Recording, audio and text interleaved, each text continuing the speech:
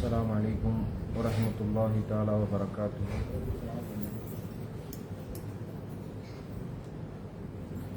الحمد لله رب العالمين، والصلاة والسلام على خاتم الأنبياء والمرسلين وأصحابه الطاهرين وكلهم أجمعين، أما بعد. فأعوذ بالله من الشيطان الرجيم. بفضل بسم الله الرحمن الرحيم. وضرب الله مثلا للذين آمنوا امرأة فرعون إذ قالت رب ابن لي عندك بيتا في الجنة. صدق الله المولانا العظيم. وقال النبي صلى الله عليه وسلم: من دخل حائطا فليأكل فلا يتخذ جخنا أو كما قال عليه الصلاة والسلام. அளவற்ற அருளாளனும் நிகரற்ற அன்புடையவனுமாகிய எல்லாம் வந்த அல்லாஹுவின் பேரன்பும் பேருபகாரமும் அவனது அன்பு குறித்தான் அருமைநாயகம் ஸல்லல்லாஹு அலைஹி வஸல்லம் அன்னவர்களின் மீதும் அன்னவர்களின் சத்திய வழிச்சுவடுகளை சற்றும் சருகாது வாழ்ந்து காட்டிய உத்தம சத்திய சஹாபாக்கள், நாதாக்கள், நல்லவர்கள், அல்லாஹுவின் அருளை நாடி அவன் இல்லத்திற்கு வருகை தந்திருக்கிற நம் அனைவர்களின் மீதும் இறை அன்பும் இறை பொருத்தமும் நின்று நிலவற்றமாக ஆமீன் யா ரப்பல் ஆலமீன். சகைக்குரிய சகோதர பெருமக்களே, பொதுவாக இஸ்லாத்தினுடைய வாழ்க்கையை பற்றி சொல்லுகிற பொழுது கனி இருக்கிற மரம்தான் கல்லடி படும் என்பதாக சொல்லுவார்கள். அதுபோல் இந்த மார்க்கத்தை ஒரு மனிதனுடைய மனதிற்குள் உயிரோட்டமாக எடுத்து செல்லுகிற பொழுது அதை தடுப்பதற்கும் அதை விட்டு விலகுவதற்கும் ஏராளமான சூழ்ச்சிகளும் ஏராளமான குழப்பங்களும் கண்டிப்பாக உலகத்தில் நடைபெற்றுக் கொண்டிருக்கிறது என்பது உண்மை. இதற்கு முன்னால் வாழ்ந்த வரலாறுகளும் அதைத்தான் நமக்கு சொல்லுகிறது.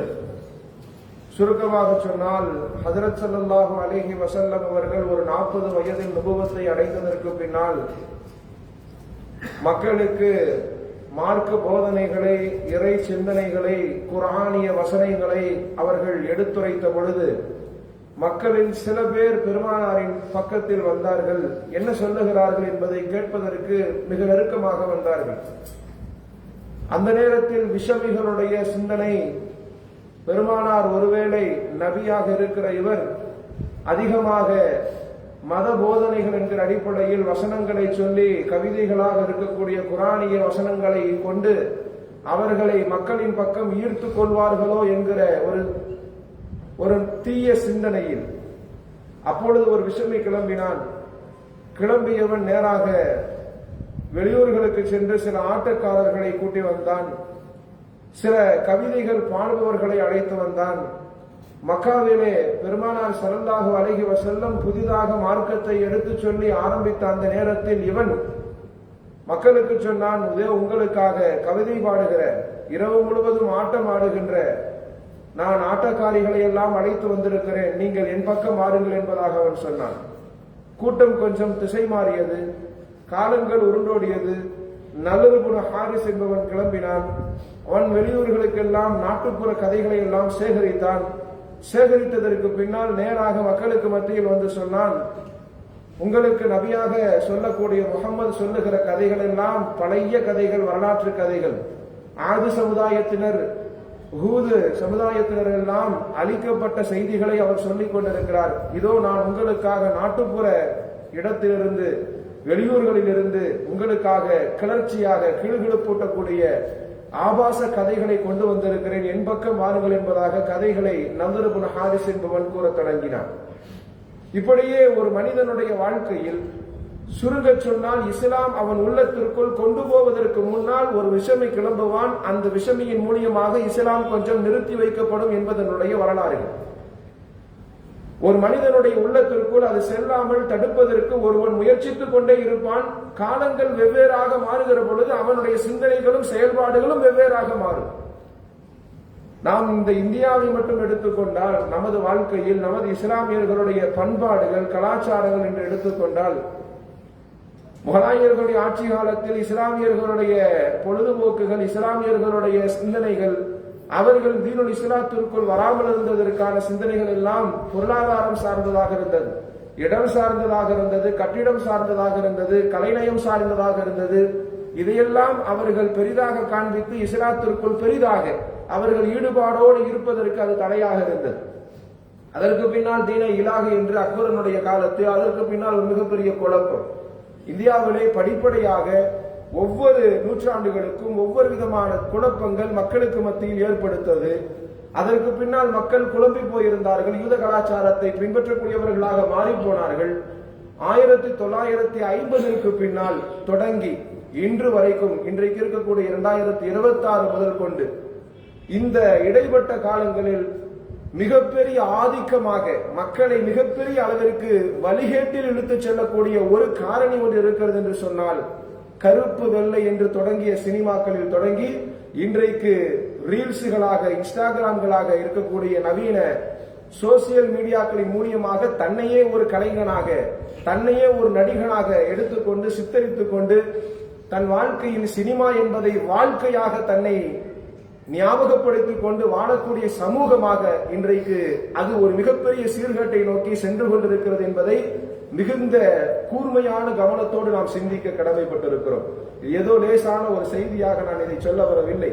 சமீபமாக ஒரு சில காணொளிகளை காண முடிந்தது. ஒரு 50 வயதிற்கு மேல் இருக்கிற ஒரு பெண் வெள்ளிக்கிழமை ஜும்மாவை எல்லாம் விட்டுவிட்டு குறிப்பிட்ட ஒரு திரை கலைஞனுடைய படைத்திற்கு போனதற்கு பின்னால், நான் வெள்ளிக்கிழமையினுடைய நேரத்திலும் என் இறைவனுக்காக ஒதுக்க வேண்டிய நேரத்தை எல்லாம் உதறி தள்ளிவிட்டு இவனுக்காக வந்திருக்கிறேன், எனக்கு இது மிகப்பெரிய சந்தோஷத்தை தருகிறது என்பதாக அவர் சொல்லுகிறார். ஒரு 50 வயதை தாண்டிய ஒரு இளம் 50 வயதை தாண்டிய ஒரு இஸ்லாமிய பெண், ஒரு 40க்கும் 30க்கும் மத்தியமமாக இருக்கிற பெண் சொல்லுகிற வார்த்தை, குறிப்பிட்ட ஒரு நடிகனை சொல்லி, இவன் எனக்கு கணவனை விட பிள்ளைகளை விட அவர் எனக்கு மிகுந்த பிடிக்கக்கூடிய உள்ளத்தில் ஊடுருவக்கூடிய ஒரு தலைவனாக வந்திருக்கிறான், கலைஞனாக இருக்கிறான் என்று அவன் பேசுகிறான். ஒரு 20ற்கு மத்தியில் இருக்கக்கூடிய பெண் பிள்ளைகள் பொது தெருவில் பாடப்படுகின்ற இசை கச்சேரிகளுக்கு, இசை நடனங்களுக்கு, இசை வார்த்தைகளுக்கு அவர்கள் நடனமாடக்கூடிய காட்சிகள், புர்காக்களோடு அவர்கள் செய்யக்கூடிய அந்த காட்சிகளை எல்லாம் பார்க்கிற பொழுது நீங்கள் அந்த காணொளிக்கு பின்னால் வருகின்ற கமாண்டுகளில் போய் பார்த்தால் கடுமையாக விமர்சிக்கிறார்கள். தாய் தந்தையர்களை தவறாக பேசியிருக்கிறார்கள். சரியான கணவன் இல்லை, சரியான தீனில் இல்லை அவரிடத்தில், பிள்ளைகளை சரியாக வளர்க்கவில்லை, குடும்பத்தில் சரியான தீன் இல்லை என்பதாக நிறைய விமர்சனங்கள் அடுக்கடுக்காக அந்த வீடியோக்களுக்கு கீழ் போடப்படுகிறது. ஒரு கொந்தளிக்கக்கூடிய வார்த்தைகளை அந்த கமாண்டுக்கு பின்னால் நாம் சொல்லுகிறோம், விமர்சனமாக பேசுகிறோம், இதனால் நம் நல்லவர்களாக நாம் காணப்படுகிறோம் என்பதாக நினைத்துவிட வேண்டாம். இது போன்ற மாற்றத்திற்கு நமக்கும் பங்கு இருக்கிறது என்பதை நாம் முதலில் விளங்க வேண்டும். நீங்கள் ஒரு விஷயத்தை நன்கு கூர்ந்து கவனித்தால், 30 ஆண்டுகளுக்கு முன்னால் தான் இந்த இஸ்லாமிய சமூகத்தில் பிள்ளைகளை, பெண் பிள்ளைகளை, நான் ஆண் பிள்ளைகளை பற்றி இங்கு பேச வரவில்லை, அது ஒரு பெரிய சப்ஜெக்ட். ஆனால் பெண் பிள்ளைகளை மட்டும் நாம் எடுத்துக்கொண்டால் ஒரு 30 ஆண்டுகளுக்குள்ளாக 2000ற்கு பின்னால் தான் பெண் பிள்ளைகள் அதிகமாக பள்ளிக்கூடங்களை நோக்கி நகர ஆரம்பித்தார்கள். கல்வி கலாச்சாரங்களை நோக்கி அவர்களுடைய அந்த பயணங்கள் தொடங்கியது. அங்குதான் அவர்கள் கல்வியை பயில்வதற்காக ஆரம்பித்த அந்த காலங்கள் ஒரு 30 வருடத்திற்குள்ளாக. அதற்கு முன்னால் எல்லாம் வீட்டில் யாருக்கும் படிப்பதற்கான வாய்ப்புகள் இல்லை, அல்லது படிப்பு என்பது அறவே தடுக்கப்பட்ட ஒரு செய்தியாக இருந்தது.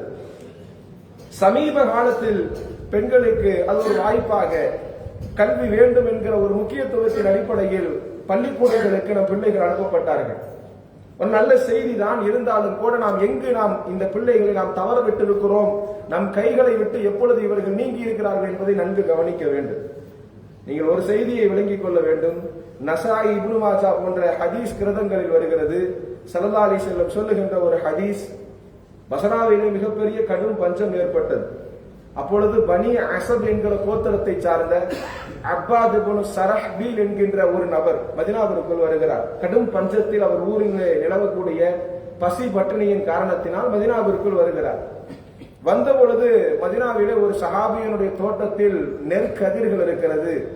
அதை பார்த்த மாத்திரத்தில் இவர் பசியினுடைய அந்த உச்சத்தில் அவருடைய தோட்டத்திற்குள் அனுமதி இல்லாமல் செல்லுகிறார். சில கோதுமைகளை தோழியை உரித்து அவர் உண்ண ஆரம்பிக்கிறார். பின்னால் சில கோதுமைகளை எல்லாம் பறித்து கொண்டு தன் பைகளிலே போட்டுக்கொண்டு அவர் கிளம்புகிற பொழுது அந்த தோட்டத்தினுடைய உரிமையாளராக இருந்த சஹாபி வந்து விடுகிறார். வந்த மாத்திரத்தில் இந்த அப்பாத் இப்னு ஸரஹ்பீல் என்கின்ற பஸ்ராவை சார்ந்த அந்த பஞ்சத்திற்கு பசியிலே வந்த அந்த சஹாபியை கடுமையாக தாக்குகிறார். தன் தோட்டத்திலே அனுமதி இல்லாமல் வந்து விட்டார் என்று அடிக்கிறார். பின்னால் அவர் ஆடைகளை எல்லாம் உருவி அந்த இடத்திலிருந்து அனுப்பி விடுகிறார். இவர் நேராக அப்பாத் என்கிற அந்த சஹாபி பெருமானாரிடத்தில் வந்தார். யா ரசூலல்லாஹ், நான் இது போன்று பசியில் தான் இந்த ஊருக்கு வந்தேன். சில கோதுமைகளை விண்டேன், சில கோதுமைகளை என் பையில் எடுத்துக்கொண்டேன்.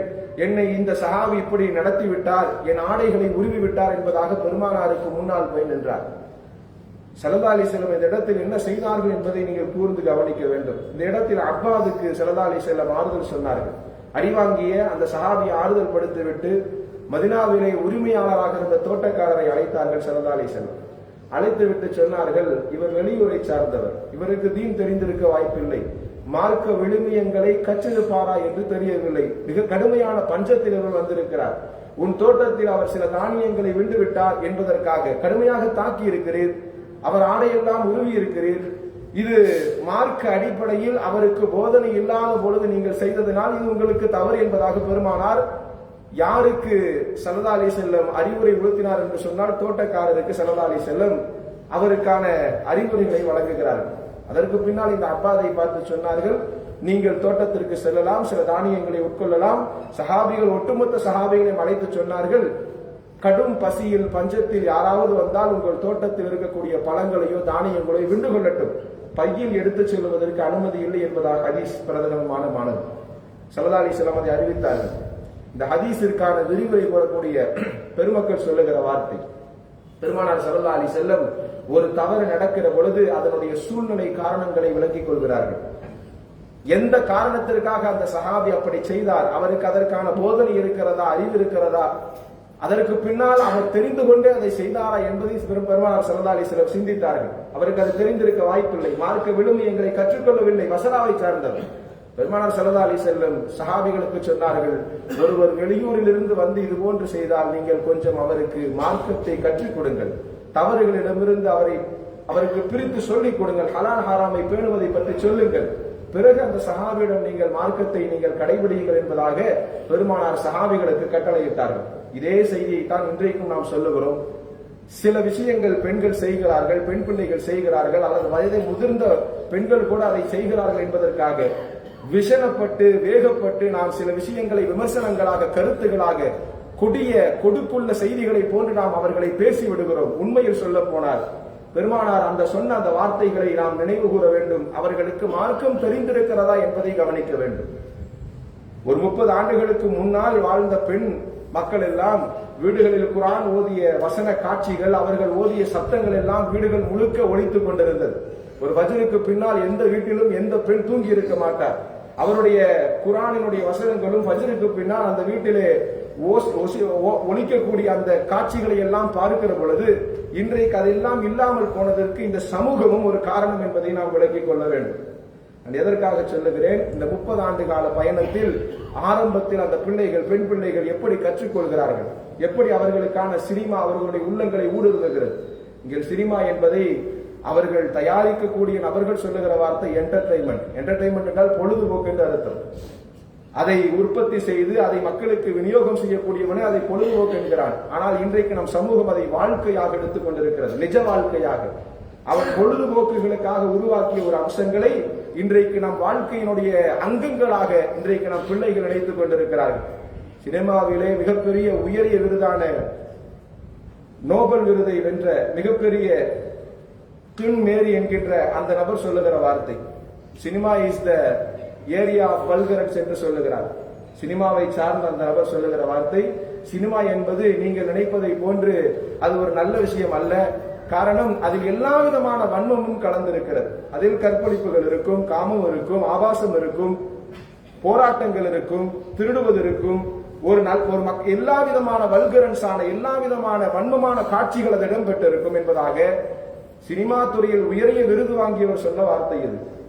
இதைத்தான் நாம் பிள்ளைகளுக்கு புரிய வைக்க வேண்டும். காலங்கள் உருண்டோட உருண்டோட நிஜ வாழ்க்கையை போன்று நம்பிக்கொண்டு நம் பிள்ளைகள் அதை நோக்கி நகர்ந்து கொண்டிருக்கிறார்கள். சினிமா இந்த உலகத்தை சீரழித்துக் கொண்டிருக்கிறது.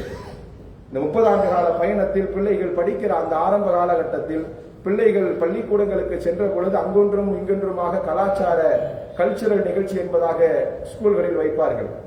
மாற்றார்களுடைய ஸ்கூல்களில் அது ஆரம்பமாகி இன்றைக்கு பெயர்தாங்கிகளாக நடத்தப்படக்கூடிய இஸ்லாமிய ஸ்கூல்கள் முதல் கொண்டு இன்றைக்கு கல்ச்சரல் நிகழ்ச்சிகள் என்று நிறைய கலை நிகழ்ச்சிகள் என்கிற அடிப்படையில் டான்ஸ் நிகழ்ச்சிகள் அப்படியே தொடங்குகிறது. பிள்ளைகளுடைய ஆழ் மனதில் பெருமானார் ஸல்லல்லாஹு அலைஹி வஸல்லம் சொன்ன வார்த்தை, 7 வயதில் ஒரு பிள்ளை அடைந்து விட்டால் நீங்கள் தொழுகைக்காக நீங்கள் அவரை ஏவுங்கள் என்றார்கள்.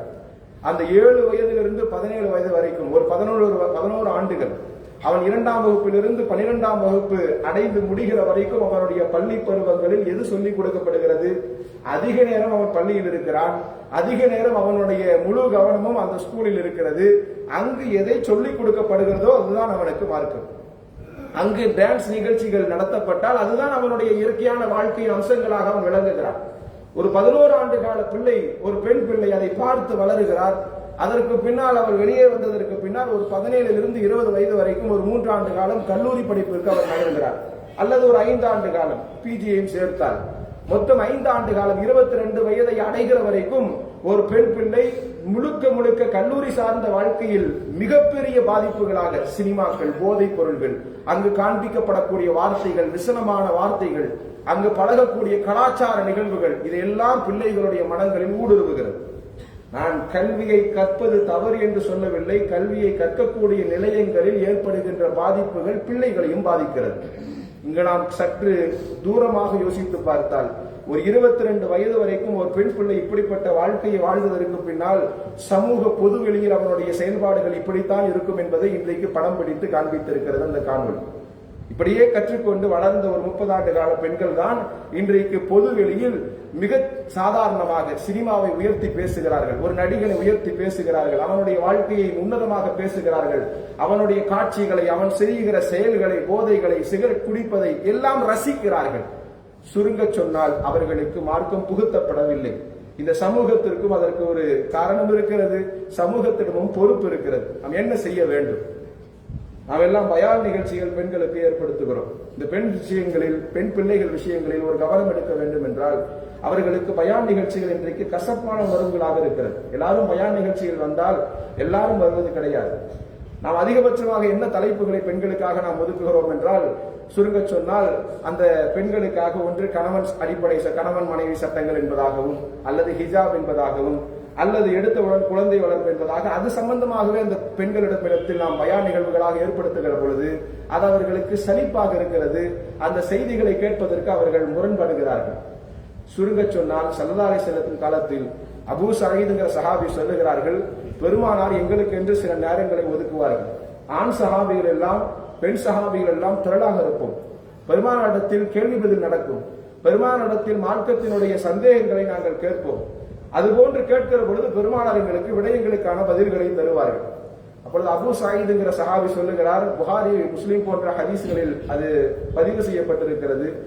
அந்த சஹாபி சொல்லுகிறார், அந்த கூட்டத்திற்கு மத்தியில் இருந்து ஒரு பெண் எழுந்து பெருமானாரிடத்தில் கேட்டார்கள், யா ரசூலல்லாஹ், ஆண்களுடைய சஹாபிகள் அதிகமாக இருக்கிறார்கள், அவர்களே அதிகமாக உங்களிடத்தில் கேள்விகளை கேட்கிறார்கள், நீங்களே அதற்கு அதிகமாக பதில் கூறுகிறீர்கள், எங்களுக்கான நேரம் கிடைக்கவில்லை, ஃபஜஅல்னா மின் நஃப்ஸிக வக்தன், எங்களுக்கென்று ஒரு நேரத்தை கொடுங்கள், ஒரு நாளை வாக்களியுங்கள், அந்த நாளில் எங்களுடைய பெண்களுடைய விஷயங்களில் மார்க்க சந்தேகங்களை நீங்கள் தீர்த்து வையுங்கள் என்று பெருமானாருக்கு முன் அந்த பெண் எழுந்து சொன்னார். ஸல்லல்லாஹு அலைஹி வஸல்லம் உடனே அதற்கான ஒரு நாளை ஒதுக்கினார்கள். பெருமானாருடைய அந்த வார்த்தைக்கு இணங்க பெண்கள் திரண்டார்கள். நிறைய மார்க்கத்தினுடைய விழுமியங்கள், சந்தேகங்கள், அந்த காலத்தில் ஏற்படுத்தப்பட்ட சில விஷயங்களை எல்லாம் கேட்டு தெரிந்து கொண்டார்கள் என்பதாக அந்த ஹதீஸ் சொல்லுகிறது. இன்றைக்கு நாம் அதை கையில் எடுக்க வேண்டும். ஹலால் ஹராம் சம்பந்தமாக பெண்களுக்கு விழிப்புணர்வு நிகழ்வுகளை ஏற்படுத்த வேண்டும். அவர்களுக்கு ஒரு கேள்வி பதில் நிகழ்ச்சிகளை போல எதை ஹராம் எதை ஹலால் என்பதை புரிந்து உணர்கின்ற அந்த பக்குவத்திற்கு ஒரு நிகழ்வை ஏற்படுத்த வேண்டும். கலந்துரையாடல் இருக்க வேண்டும். இதுதான் இன்றைக்கு இப்பொழுது இருக்கக்கூடிய கலாச்சாரத்தில் இருக்கக்கூடிய வளரக்கூடிய பெண் சமூகத்திற்கு தேவையான செய்தி. பழமையாக இன்னமும் நாம் பயான் போன்ற நிகழ்வுகளை நாம் நடத்தினால் அந்த நிகழ்வுகளின் மூலமாக பெண்கள் அந்த இடத்திற்கு வருவதற்கு சங்கடப்படுகிறார்கள். காரணம், நிறைய காட்சிகளை பார்க்கிறார்கள். இன்றைக்கு எளிதாக புரிகின்ற அளவிற்கு வீடியோக்கள் வந்துவிட்டது.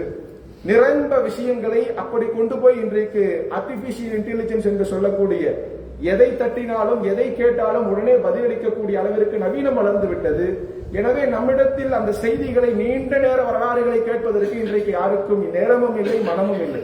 அதனால் ஒரு கலந்துரையாடல் வெளிப்படையாக எதை பேச வேண்டும், எதை பேசக்கூடாது, ஹலால் ஹராம் போன்ற விஷயங்களை எல்லாம் மிக தெளிவாக இந்த சமூகம் கையில் எடுக்க வேண்டும்.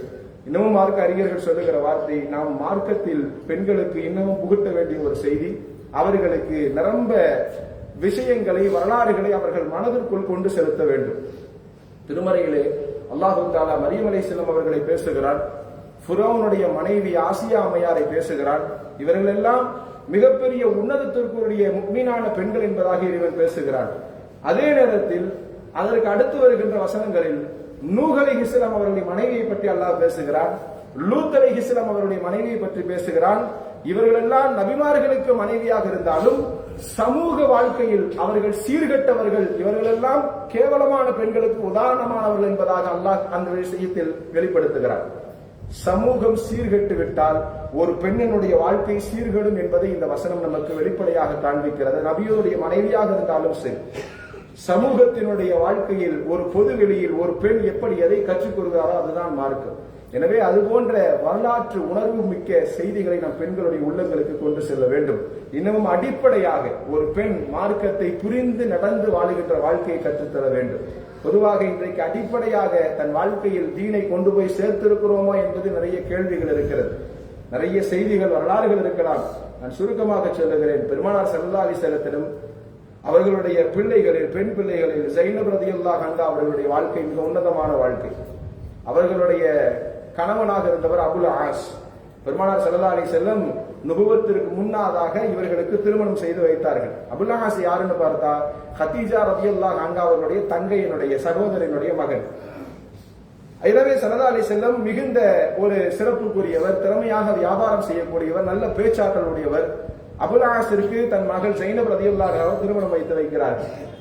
இவர்கள் வியாபாரம் நிமித்தமாக ஷாமிற்கு சென்று விட்டு திரும்புவதற்கு உள்ளதாக பெருமானார் நுபுவத்தினுடைய அந்த விலாயத்தை அடைந்ததற்கு பின்னால் சமூகத்தில் தனது மார்க்கத்தினுடைய பிரச்சாரங்களை செய்து அத்தனை பேர்களையும், தன் குடும்பத்தை சார்ந்த அத்தனை பேர்களையும் இஸ்லாமிய அந்த மார்க்க நெறிகளுக்குள் கொண்டு வருகிறார்கள்.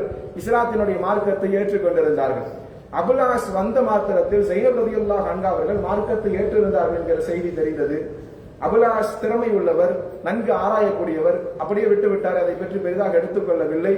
தன் மனைவி சில ஆலோசனைகளை கூறிய பொழுதும் கூட அவர் அதை பெரிதாக எடுத்துக்கொள்ளாமல், நீ உன் வழியில் இரு, நான் என் வழியில் இருக்கிறேன் என்பதாக வாழ்க்கை தொடர்ந்தது. கசப்பான நிகழ்வுகள் இல்லை, மிக நிதானமான வாழ்க்கை நடந்திருக்கிறது.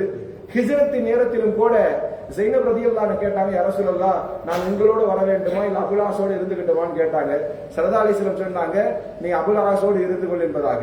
அதுவரைக்கும் அந்த கணவன் மனைவி சம்பந்தமான சட்டங்கள் இறக்கப்படவில்லை. அதற்கு பின்னால் பத்ர் யுத்தகலம் ஹிஜ்ரி 2 ஏற்படுத்தப்பட்ட பொழுது அந்த பத்ர் யுத்தகலத்தில் நிரம்ப மக்காவிலே இருக்கக்கூடிய பெரும் பெரும் தலைவர்கள் எல்லாம் பிடிபட்டார்கள். அதில் இந்த அபுல் ஆஸும் பிடிபட்டார். ஸல்லல்லாஹு அலைஹி வஸல்லத்திற்கு முன்னால் சிறை கைதிகளாக வந்த நபர்களில் இவரும் ஒருவர். அந்த நேரத்தில் சிறை கைதிகளுக்கு பெருமானார் ஸல்லல்லாஹு அலைஹி வஸல்லம் சொன்ன வார்த்தை, ஒன்று உங்களிடத்தில் பணம் இருந்தால், காசுகள் இருந்தால், நகைகள் இருந்தால் அதை பிணை தொகையாக வைத்துவிட்டு நீங்கள் சென்று விடலாம். எதுவுமே இல்லாதவர்களாக இருந்தால் நீங்கள் கல்வியை எங்கள் பிள்ளைகளுக்கு கற்றுக் கொடுத்துவிட்டு நீங்கள் விடுதலை ஆகிக் கொள்ளலாம் என்பதாக பெருமானார் பொது ஒரு அழைப்பை விடுகிறார்கள். இங்கு அம்ர் இப்னு ஆஸுக்காக ஸல்லல்லாஹு அலைஹி வஸல்லத்தினுடைய மகளாராக இருந்த ஸைனப் ரலியல்லாஹு அன்ஹா அவர்கள் ஷகீக் என்கிற தனது கொழுந்தனாரிடத்தில் சில மாலைகளை, சில தங்க மாலைகளை அவிழ்த்து இதை கொடுத்து பிணை தொகையாக என் கணவனை மீட்டி வாருங்கள் என்பதாக பத்ர் யுத்தகலத்திற்கு பிடிபட்டிருந்த சிறை கைதிகளிடத்தில் அது கொண்டு போய் சேர்த்தப்படுகிறது. ஸல்லல்லாஹு அலைஹி வஸல்லம் அந்த மாலையை பார்த்தவுடன் அழ ஆரம்பிக்கிறார்கள். காரணம், இது ஹதீஜா ரலியல்லாஹு அன்ஹா அவர்களுக்கு பெருமானார் கொடுத்தது. அதற்கு பின்னால் தன் ஆசை மகளுக்காக திருமணத்தின் பொழுது ஸல்லல்லாஹு அலைஹி வஸல்லம் கொடுத்த அந்த மாலையை தான் இப்பொழுது பிணை தொகையாக பெருமானார் கரங்களுக்கே மீண்டும் வந்திருக்கிறது. ஸல்லல்லாஹு அலைஹி வஸல்லம் கொஞ்சம் மனம் இளகி சஹாபிகளிடத்தில் கேட்டார்கள், கொஞ்சம் மனசாட்சியோடு நீங்கள் நடந்து கொள்ளலாம், நீங்கள் விருப்பப்பட்டால் இந்த அபுல் ஆஸை நாம் இந்த பிணை தொகையோடு சேர்த்து கொடுத்து விடலாம், அவரை அனுப்பிவிடலாம், இல்லை என்றால் இதை வைத்துக் கொண்டும் நாம் அனுப்பிவிடலாம், உங்களுடைய பிரியம் என்ன என்று கேட்கிற பொழுது சஹாபிகள் இந்த மாலையையும் அவரிடத்தில் கொடுத்து அவரையும் நாம் விடுதலை செய்வோம் யார் சொல்லலாம் என்று சொன்ன பொழுது அவர் அனுப்பி வைக்கப்படுகிறார். நீண்ட செய்தி சுருக்கமாக சொல்லுகிறேன். அவர் பத்ர் யுத்தகலத்தில் அதற்கு பின்னால் பிணைத்தொகையாக பிடிக்கப்பட்டு அவர் கொண்டு வந்த அந்த பிணைத்தொகையோடு அவர் மக்காவிற்கு அனுப்பப்படுகிறார். பின்னால் ஸல்லல்லாஹு அலைஹி வஸல்லத்தினுடைய அந்த ஆட்சி காலம், ஃபத்ஹ் மக்காவினுடைய வெற்றிக்கு சில மாதங்களுக்கு முன்னால் இதே ஷாம் தேசத்திலிருந்து வியாபாரத்தை எல்லாம் முடித்துக் கொண்டு அபுல் ஆஸ் மக்காவை நோக்கி போருகிற பொழுது சஹாபிகளுடைய கூட்டம் அந்த வியாபாரத்தினுடைய பொருள்களை எல்லாம் முடக்குகிறது. முடக்கிய மாத்திரத்தில் அபுல் ஆஸ் நேராக மதீனாவிற்குள் ஓடி வருகிறார். அது சுபுகுக்கு முன்னால் உள்ள நேரம். நேராக பெருமானாருடைய இல்லத்திற்கு வந்து ஸைனப் ரலியல்லாஹு அன்ஹா தங்கி இருக்கிற இடத்திற்கு முன்னால் வந்து அடைக்கலம் கேட்கிறார். என் பொருளுக்கான அடைக்கலம் வேணும், நீங்கள் வாங்கி தாருங்கள் என்பதாக அபுல் ஆஸ் அந்த ஸைனப் அம்மையாருடைய வீட்டிற்கு வெளியே நின்று கூச்சலிடுகிறார். உள்ளே இருந்து கேட்ட அந்த குரல் மாத்திரத்தில் ஸைனப் ரலியல்லாஹு அன்ஹா அவர்கள் நேராக வெளியே வந்து சுபுஹனுடைய அந்த அந்தி பொழிகின்ற அந்த நேரத்திலே ஸல்லல்லாஹு அலைஹி வஸல்லம் தொழ வைத்துக் கொண்டிருக்கிறார்கள் மஸ்ஜித் நபவியில். வெளியே நின்று இந்த ஸைனப் ரலியல்லாஹு அன்ஹா அவர்கள் சொல்லுகிறார்கள், இதோ நான் நபியினுடைய மகன் வந்திருக்கிறேன்.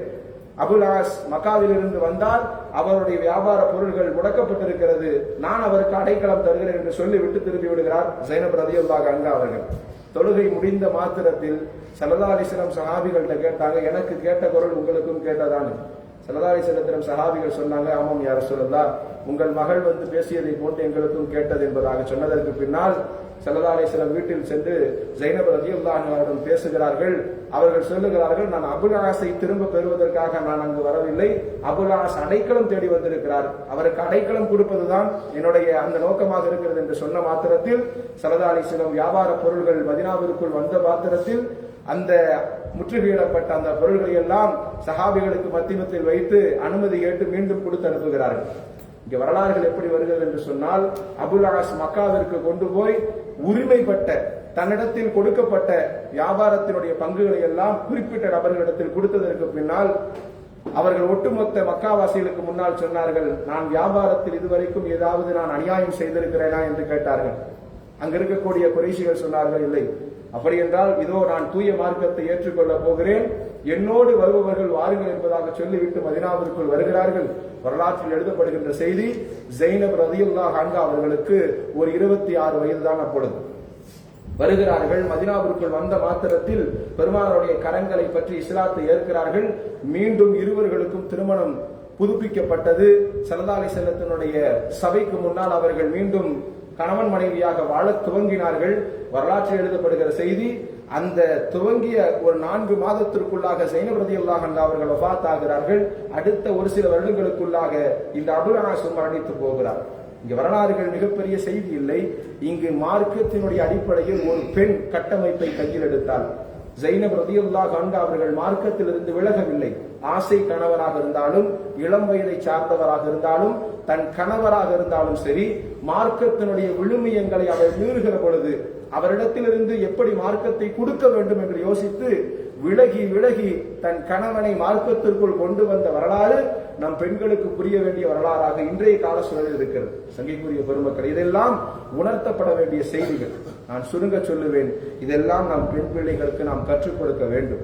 அதிகமாக நாம் மார்க்கத்தை பேச பேச அந்த பிள்ளைகளுடைய மனங்களில் இது போன்ற அழுக்கான காட்சிகள் வெளியேறி மார்க்கத்தை நாம் கொடுக்கிற பொழுதுதான் அந்த பிள்ளைகளுக்கு விழுமியங்களும் விழிப்புணர்வுகளும் கிடைக்குமே தவிர வெறுமெனும் சாடல்களால், நாம் வெறுப்பு பேச்சுகளால், கொடுக்கு வார்த்தைகளால் அந்த பிள்ளைகளை திட்டுவதன் மூலியமாக, பெண் சமூகத்தை இழிவுபடுத்துவதன் மூலியமாக அவர்கள் மனம் மாறுவார்கள். மீண்டும் இஸ்லாத்திற்குடைய அந்த பார்வை திரும்பும் என்பதெல்லாம் வெறும் வெற்றி காகிதத்தை போன்ற செய்திகளாகத்தான் இருக்குமே தவிர அதில் எந்த மாற்றமும் ஏற்படாது என்பதுதான் இன்றைய கால சூழலில் பெண்களுக்கான ஒரு மிகப்பெரிய விழிப்புணர்வு செய்தியாக இதை நாம் பார்க்க வேண்டும். அல்லாஹ் தஆலா சீரழியக்கூடிய அது இது போன்ற காலங்களில் நம் பெண் பிள்ளைகளை அல்லாஹ் பாதுகாப்பாடாக. விழுமியங்களை பின்பற்றி அவர்கள் வாழ்க்கையில் மீண்டும் இஸ்லாத்தினுடைய அந்த பாதைக்கு அந்த பெண்கள் திரும்ப வேண்டும். ஒரு 30 ஆண்டு காலங்களுக்கு முன்னால் பெண்கள் ஓதிய அந்த குர்ஆனினுடைய வசனங்கள், அவர்கள் ஓதி கொடுத்த அந்த வார்த்தைகள், ஹதீசுகள் எல்லாம் இன்றைக்கு நம் பெண் பிள்ளைகளும் அதை செய்ய வேண்டும் என்றால் நாம் இப்பொழுதிருந்தே இது போன்ற ஒரு போர்கால அடிப்படையில் இது போன்ற அவசர விஷயங்களை செய்வதற்கு நாம் கடமைப்பட்டிருக்கிறோம். அல்லாஹ் தஆலா நம் பெண் சமூகத்தை அல்லாஹ் பாதுகாப்பானாக. வாஹிரு தஅவானா அனில் ஹம்துலில்லாஹி ரப்பில் ஆலமீன். ஒரு அறிவிப்பு.